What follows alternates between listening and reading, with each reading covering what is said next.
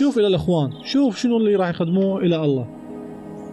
شوف إلى المذبحين، كان المذبح منصة عالية مصنوعة من الحجارة أو التراب، وكان المذبح مكان الموت، وكان يحمل الذبيحة من مكان بين السماء والأرض أو بين الله والإنسان. كان المفروض أن يحرقوا الأشياء اللي يحطوها على المذبح وبعدين تحرق. ومع أن الله يقيم العدل دائما، بس راد أنه يظهر رحمته همين. ولكن شلون يقدر يسوي هاي وكل الأمرين بنفس الوقت؟ أو شلون يقدر أن يدين الخطيئة دون أن يعاقب الخاطئ؟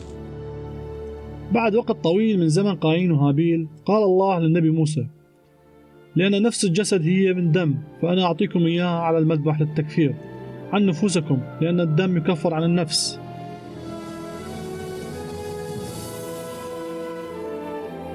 وقال له أيضا: ويضع يده على رأس المحرقة فيرضى عليه للتكفير عنه.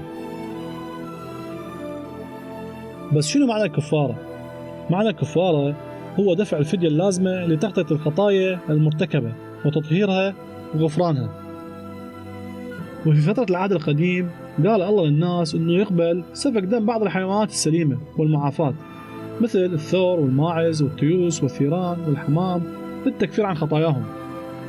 ومع أنه دماء هاي الحيوانات تكفر عن الخطايا، بس ما تكفر عنها إلى الأبد، بل فقط إلى الوقت اللي سيدير الله فيه الذبيحة الكاملة لدفع الثمن الحقيقي اللي طالب بها ناموس الخطيئة والموت. وهسه نشوف قايين اللي راح يقدمه إلى الله بيها مجموعة حلوة من الفواكه والخضروات، لأنه تعب هواي بيها على مود أنه يحضرها ويقدمها، بس ما كانت تكفي التكفير عن الخطايا على مود ما بيها دم ولا تتطلب موت أي حيوان.